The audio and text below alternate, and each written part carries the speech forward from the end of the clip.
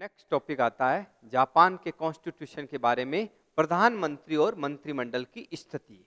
Japan के संविधान का जब अपन अध्ययन कर रहे हैं उसके अंतर्गत हम लोगों ने जो अब तक पढ़ा है, जापान का सम्राट है, जापान का संविधान की विशेषताएं। अगर हम लोग वहाँ के, क्योंकि वहाँ पर प्रधान पार्लियामेंट्री सिस्टम है, बहुमत का शासन है, लोकतांत्रिक शासन व्यवस्था के साथ साथ वहाँ पर राजतंत्रीय शासन प्रणाली है, तो ऐसी स्थिति के अंतर्गत हम लोग अगर प्रधानमंत्री और मंत्री परिषद के बारे में बात करें तो जापान के अंतर्गत जो मंत्री परिषद बनी हुई है वो ब्रिटेन के संविधान की भांति ऐतिहासिक विकास का परिणाम नहीं है, बल्कि जापान के अंतर्गत जो कैबिनेट बनी हुई है, मंत्रिमंडल का जो निर्माण हुआ है जापान के अंतर्गत 1885 के अंतर्गत सम्राट मेजी के एक अध्यादेश के द्वारा वहां पर एक परामर्श समिति का निर्माण किया गया था।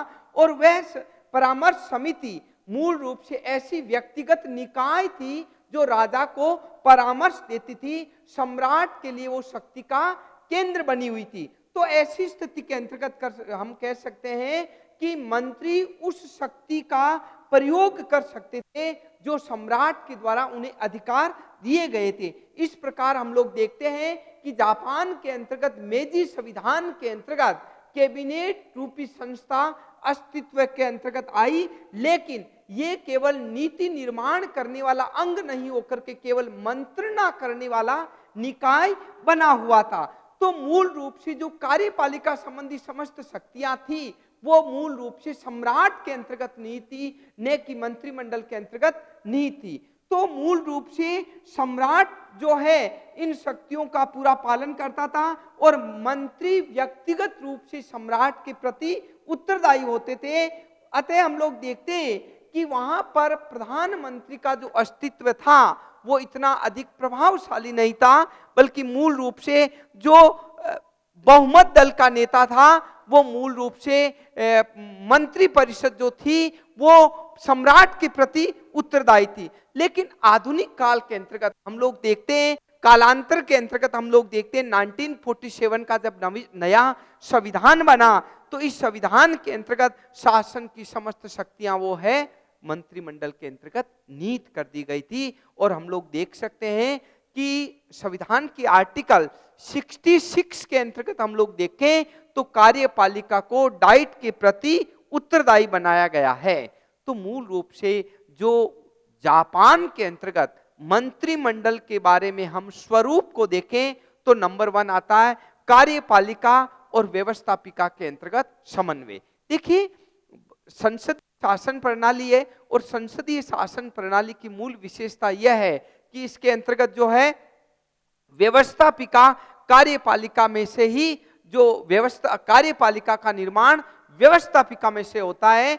तो व्यवस्थापिका और कार्यपालिका के अंतर्गत आपस के अंतर्गत एक समन्वय बना रहता है, एक कोऑर्डिनेशन बना रहता है, दोनों आपस में मिलजुल करके कार्य करती है, क्योंकि कार्यपालिका मूल रूप से व्यवस्थापिका में से ही ली जाती है। नंबर 2 आता है व्यवस्थापिका के प्रति कार्यपालिका का उत्तरदायित्व।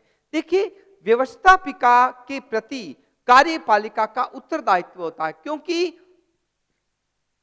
जो मंत्रिमंडल होता है वो व्यवस्थापिका में से लिया जाता है। अतः काम रोको प्रस्ताव है, निंदा प्रस्ताव है, अविश्वास प्रस्ताव है, ध्यान आकर्षण प्रस्ताव है, कोई भी अगर प्रस्ताव पारित किया जाएगा तो मूल रूप से व्यवस्थापिका में से किया जाएगा और व्यवस्थापिका मूल रूप से जो है कार्यपालिका व्यवस्थापिका के प्रति उत्तरदायी होगी।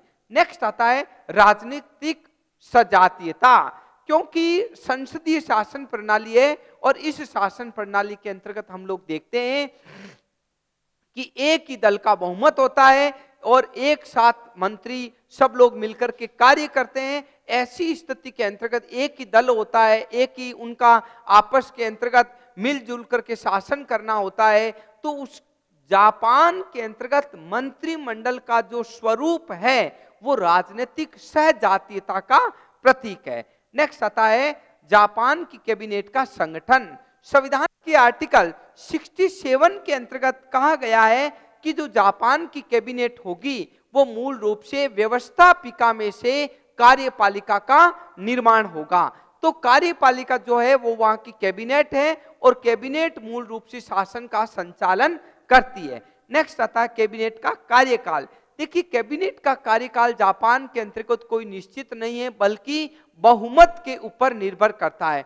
जब तक डाइट के अंतर्गत बहुमत है तब तक पार्लियामेंट शासन का संचालन करती है, और अगर बहुमत खो दिया या अविश्वास प्रस्ताव के द्वारा उन्हें हटा दिया गया है तो पार्लियामेंट को त्याग पत्र देना पड़ता है। अतः निम्न सदन में बहुमत पर निर्भर करता है, और मान लीजिए अगर बहुमत नहीं सिद्ध कर पाती है तो 10 दिन के अंतर्गत जो है उन्हें बहुमत सिद्ध करना पड़ता है, अथवा प्रधानमंत्री को, सम्राट को यह कहना पड़ता है कि निम्न सदन को भंग कर दिया जाए। नेक्स्ट आता है कैबिनेट की शक्तियां। देखिए शक्तियों के बारे में हम लोग देखें, कैबिनेट की शक्तियों के बारे में तो शासन का समस्त संचालन है वो कैबिनेट के द्वारा किया जाता है। तो इस कैबिनेट की शक्ति के अंतर्गत हम लोग देखते हैं नंबर 1 प्रशासनिक शक्ति। प्रशासनिक शक्ति से यहाँ मेरा तात्पर्य है कार्यपालिका संबंधी शक्ति, यानी कि कैबिनेट जो है वो शासन का संचालन करती है। कैबिनेट शासन की धुरी होती है। जिस प्रकार हम लोग कह सकते हैं एक साइकिल का पहिया धुरी के ऊपर घूमता है, उसी प्रकार शासन तंत्र का समस्त जो पहिया है वो कैबिनेट के चारों तरफ घूमता है। तो प्रशासन के अंतर्गत जो नीति निर्माण करना है, नीतियों को लागू करना है, नए कानून बनाना है, राजस्व कितना आया है, टैक्स घटाना है, टैक्स बढ़ाना है, इस संबंधित समस्त जो निर्णय है वो प्रशासनिक शक्ति के द्वारा, कैबिनेट द्वारा लिया जाएगा। नंबर 2 आता है विधायी शक्ति। विधायी शक्तियों के बारे में हम लोग देखें तो जापान की कैबिनेट कोई भी अगर कानून का निर्माण करना है तो सबसे पहले कैबिनेट के द्वारा उसे तैयार किया जाएगा, फिर निम्न सदन और उच्च सदन में रखा जाएगा, फिर समितियों के पास में जाएगा, छानबीन की जाएगी, जांच की जाएगी, उसके पश्चात सम्राट के हस्ताक्षर के लिए भेजा जाता है। तो ये कानून निर्माण की क्या है, ये एक प्रक्रिया है। तो जापान के संविधान के बारे में हम लोग देखें तो विधायी शक्ति के बारे में हम लोग कह सकते हैं कि कानून निर्माण करने वाली संस्था के रूप में कैबिनेट प्रमुख रूप से कार्य करती है। नंबर 3 आता है वित्तीय शक्ति। वित्तीय शक्तियों के बारे में हम लोग देखते हैं कि जापान की कैबिनेट के अंतर्गत ही वित्त मंत्री का पद होता है, और वित्त मंत्री देश की आय व्यय का लेखा जोखा प्रस्तुत करता है। वित्त मंत्री आय व्यय से संबंधित नीति निर्माण करता है। वित्त मंत्री जो है कैबिनेट के अंतर्गत मूल रूप से वह समस्त कार्य करता है जो उसे करना चाहिए, अर्थात कैबिनेट के द्वारा ही आय व्यय टैक्स राजस्व के द्वारा सदन के पटल के ऊपर रखे जाते हैं। तो इसलिए वित्तीय मामलों के अंतर्गत भी इसे सर्वोच्च शक्ति प्राप्त है। नेक्स्ट आता है न्यायिक शक्ति। न्यायिक शक्तियों के अंतर्गत हम लोग देखते हैं कि न्यायाधीशों का निर्वाचन करना है, न्यायाधीशों की नियुक्ति करनी है, महाभियोग लगाना है, किसी अपराधी के जो दंड दे दिया गया है, फांसी दी गई है, उसको माफ करना है। तो हम लोग देखते हैं इसके अंतर्गत वो कैबिनेट का प्रमुख कार्य है। और लास्ट आता परामर्श संबंधी कार्य। परामर्श संबंधी कार्यों से मेरा यहाँ पर तात्पर्य है कि कैबिनेट मूल रूप से जो है, कैबिनेट मूल रूप से सम्राट को परामर्श देती है। देश की शासन व्यवस्था संचालित करने से संबंधित सम्राट को परामर्श देने के लिए कैबिनेट मूल रूप से उत्तरदायी है। तो शासन का जितना भी संचालन होता है वो कैबिनेट के द्वारा किया जाता है। तो इस तरह से हम लोग देखते हैं कि जापान के संविधान के अंतर्गत लोकतांत्रिक शासन व्यवस्था के अंतर्गत पार्लियामेंट्री सिस्टम डेवलप किया गया है। नाम मात्र के सम्राट के रूप में पद को सुशोभित मान किया गया है, लेकिन शासन की समस्त शक्तियां हैं वो कैबिनेट के हाथ में निहित होती है। नेक्स्ट आता है पॉइंट, जो टॉपिक आता है मेरा जापान के अंतर्गत प्रधानमंत्री का पद। देखिए प्रधानमंत्री के पद के बारे में हम लोग देखें तो जापान के अंतर्गत पार्लियामेंट्री सिस्टम है, और पार्लियामेंट्री सिस्टम के अंतर्गत हम लोग देखते हैं शासन की समस्त शक्ति का केंद्र बिंदु प्रधानमंत्री होता है।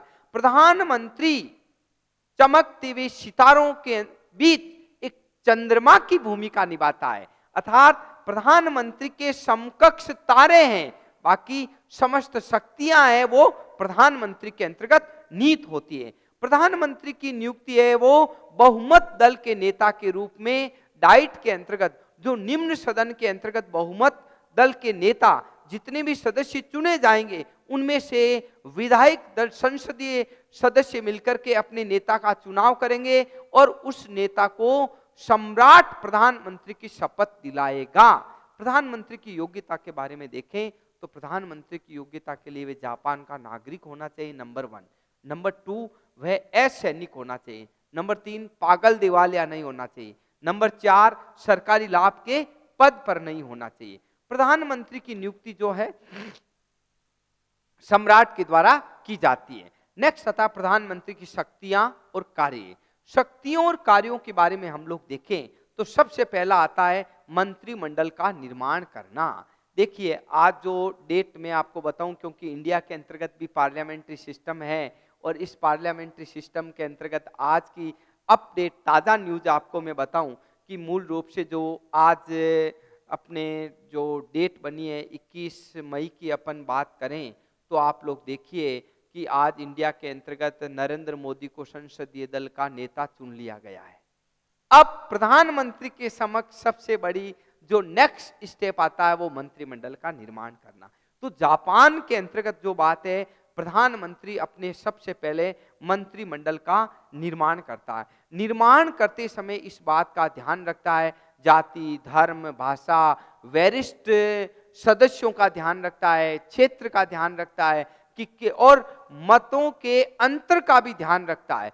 तो ऐसी स्थिति के अंतर्गत हम लोग देखते हैं कि जापान के अंतर्गत जो मंत्रिमंडल का निर्माण करता है वो प्रधानमंत्री करता है और प्रधानमंत्री अपनी समस्त सूची है वो किसको देता है? सम्राट को देता है और सम्राट उन्हें शपथ पद और गोपनीयता की शपथ दिलाते हैं। नंबर 2 आता है मंत्रियों को पद मुक्त करना। अगर मान लीजिए कोई मंत्रिमंडल का सदस्य संविधान की भावनाओं के विपरीत या कैबिनेट की भावनाओं के विपरीत या जनता की भावनाओं के विपरीत कोई सार्वजनिक वक्तव्य दे दिया गया हो या जो है प्रधानमंत्री ने कोई मान लीजिए मंत्री ने घोटाला किया हो, तो ऐसी स्थिति में प्रधानमंत्री को अधिकार है कि उस मंत्री को उस पद से पद मुक्त कर सकता है। नेक्स्ट आता दल का नेता।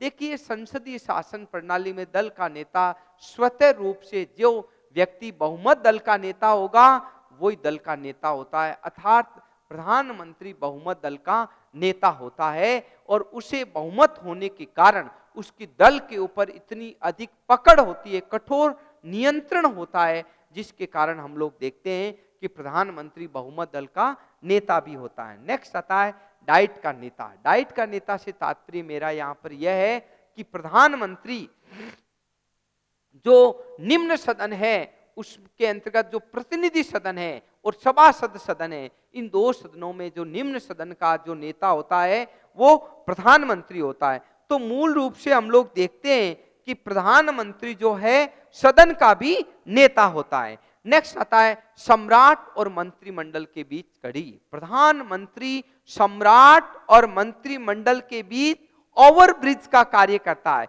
यानी कि सम्राट की बात मंत्रिमंडल तक पहुंचाता है और मंत्रिमंडल की बात सम्राट तक पहुंचाता है। तो ऐसी स्थिति के अंतर्गत हम लोग देखते हैं कि प्रधानमंत्री मूल रूप से सम्राट और मंत्रिमंडल के बीच कड़ी का कार्य करता है। नेक्स्ट आता है अंतरराष्ट्रीय प्रतिनिधि। प्रधानमंत्री विदेश नीति का प्रवक्ता होता है। प्रधानमंत्री अंतरराष्ट्रीय स्तर पर आए हुए प्रतिनिधियों का स्वागत करता है, सत्कार करता है, उनका पासपोर्ट देखता है, अर्थात प्रधानमंत्री के नाम से अंतरराष्ट्रीय स्तर पर उसकी शांति संधियां की जाती है और विदेश नीति का मूल रूप से प्रमुख प्रवक्ता होता है।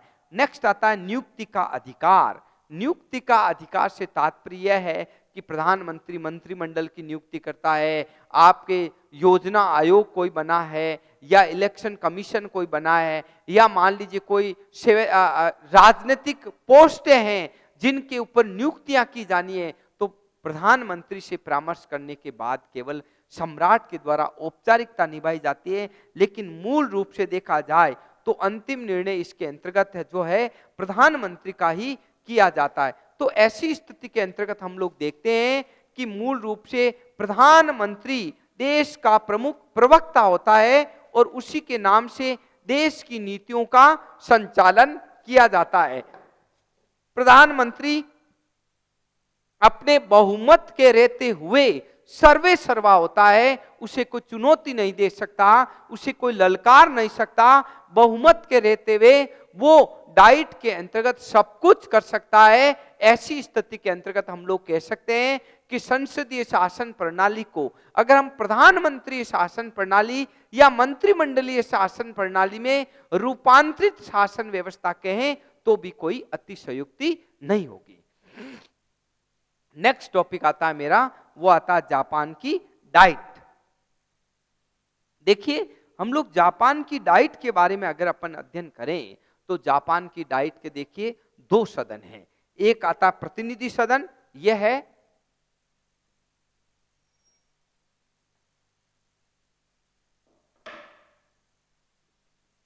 डाइट। डाइट के दो सदन है, एक है प्रतिनिधि सदन, प्रतिनिधि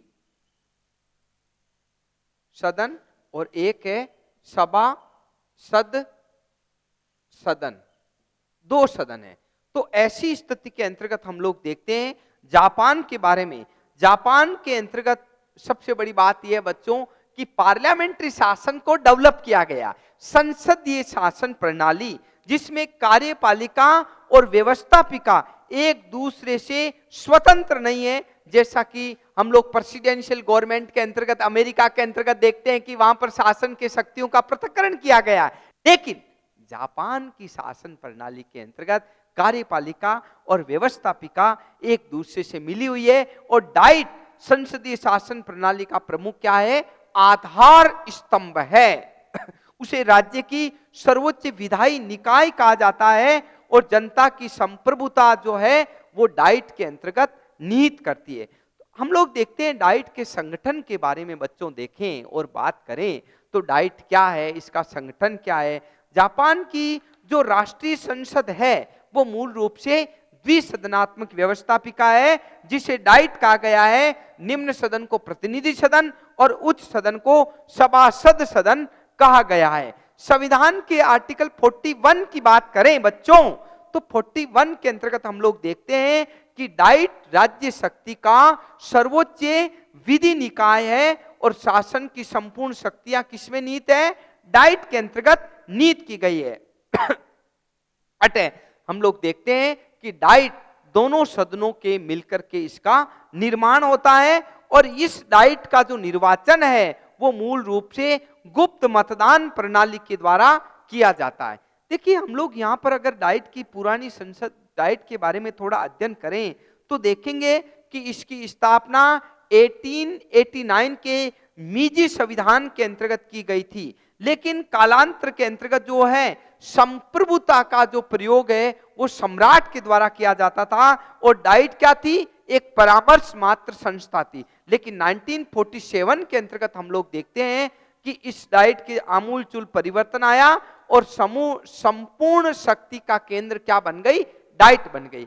अब डाइट के अंतर्गत हम लोग देखते हैं तो नंबर 1 आता है प्रतिनिधि सदन।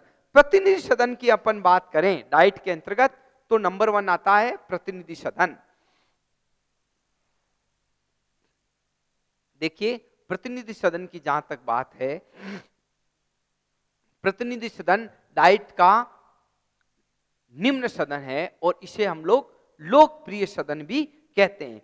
संविधान इसके सदस्यों को निर्धारित नहीं करता है, लेकिन प्रारंभिक काल के अंतर्गत देखा जाए तो इसके अंतर्गत सदस्यों की संख्या कितनी थी? 511। और उसके पश्चात कालांतर के अंतर्गत इसके सदस्यों की संख्या वर्तमान में कितनी हो गई? 500 हो गई। तो इस तरह से हम लोग देखते हैं कि प्रतिनिधि सदन के सदस्यों की संख्या निश्चित नहीं है, समय काल परिस्थितियों के अनुसार परिवर्तित होती रही है। नवीन जो राजनीतिक सुधार प्रावधान हुए हैं उसके अंतर्गत 274 एकल सदस्य निर्वाचन क्षेत्र हैं और 226 सदस्य आनुपातिक प्रतिनिधित्व प्रणाली द्वारा निर्वाचित किए जाते हैं और नई पद्धति के तहत 1996 के अंतर्गत प्रतिनिधि सदन के अंतर्गत जो है सीमित मतदान प्रणाली के द्वारा मतदान किया गया है। तो ऐसी स्थिति के अंतर्गत हम लोग देखते हैं कि डाइट जो है वो जनता का निर्वाचित सदन है, निम्न सदन है, जो जनता से प्रत्यक्ष रूप से संबंध रखता है। प्रतिनिधि सदन के हम लोग कार्यकाल की बात करें तो प्रतिनिधि सदन का जो कार्यकाल है वो 4 वर्ष का निश्चित किया गया है, लेकिन इससे पूर्व भी क्या है, विघटित किया जा सकता है। इस तरह से प्रतिनिधि सदन का कार्यकाल क्या है, निश्चित नहीं है। और इसके पीछे कारण क्या है? इसके पीछे कारण यह है कि वहां पर पार्लियामेंट्री सिस्टम है, और अगर प्रधानमंत्री ने अविश्वास संसद के अंतर्गत, डाइट के अंतर्गत, निम्न सदन के अंतर्गत, प्रतिनिधि सदन के अंतर्गत खो दिया है तो 40 दिन के अंतर्गत सम्राट को जो है चुनाव कराना आवश्यक होता है। तो ऐसी स्थिति के अंतर्गत हम लोग देखते हैं कि प्रतिनिधि सदन का निश्चित कार्यकाल नहीं है। दूसरा आता वहां पर सभासद सदन। सभासद सदन है वो वहां का उच्च सदन है, वो एक स्थायी सदन है जिसे हम लोग उच्च सदन भी कहते हैं, और इसकी सदस्य संख्या है वो 250 है, जो प्रतिनिधि सदन के सदस्यों से आधी संख्या है। सभासद सदन के सदस्यों का निर्वाचन प्रतिनिधि सभा के सदस्यों के निर्वाचन की भांति थोड़ा जटिल और असाधारण है। इसके 150 सदस्यों का निर्वाचन क्षेत्रीय आधार पर, 46 सदस्यों का निर्वाचन जिला आधार पर, और शेष 100 सदस्यों का निर्वाचन राष्ट्रव्यापी होता है। तो ऐसी स्थिति के अंतर्गत हम लोग देखते हैं कि सभासद सदन है वो मूल रूप से थोड़ा सा जटिल प्रक्रिया है, और इसके जो निर्वाचन की जो प्रक्रिया अपनाई गई है वो हम लोग देखते हैं कि सभी सदस्य हैं वो मूल रूप से अलग अलग क्षेत्रों से अलग अलग रूपों के अंतर्गत आते हैं। डाइट के हम लोग अगर सदस्यों की योग्यताओं के बारे में देखें तो मैं आपको बताना चाहूंगा कि वे जापान का नागरिक हो, उसकी जो आयु है वो प्रतिनिधि सभा सदन के लिए 25 वर्ष हो और सभासद सदन के लिए 30 वर्ष हो। वो सैनिक व्यक्ति नहीं होना चाहिए और वह पागल दिवालिया नहीं होना चाहिए। डाइट के पदाधिकारी के बारे में देखें तो हम लोग देखते हैं कि जापान के संविधान के आर्टिकल 58 के अनुसार हम लोग देखते हैं कि दोनों सदन पृथक पृथक रूप से, प्रतिनिधि सदन और सभासद सदन, ये दोनों मिलकर के अपना अध्यक्ष, उपाध्यक्ष, महासचिव का निर्वाचन करते हैं, जो मूल रूप से पृथक पृथक रूप से कार्य करते हैं। नेक्स्ट आता है डाइट की कार्यविधि। डाइट की कार्यविधि से मेरा तात्पर्य यहां पर प्रतिनिधि सदन और सभासद सदन का अधिवेशन, दोनों सदनों को वर्ष में एक बार अधिवेशन कराना अत्यंत आवश्यक है। ऐसी स्थिति के अंतर्गत ये पृथक अधिवेशन भी करवा सकते हैं और संयुक्त रूप से भी करवा सकते हैं। नेक्स्ट आता है डाइट की शक्तियां। देखिए, डाइट की शक्तियों के बारे में हम लोग देखें तो आप लोग देखेंगे कि प्रतिनिधि सदन और सभासद सदन दोनों मिलकर के डाइट बनते हैं, और इनकी शक्तियां क्या है। नंबर 1 आता है विधायी शक्तियां।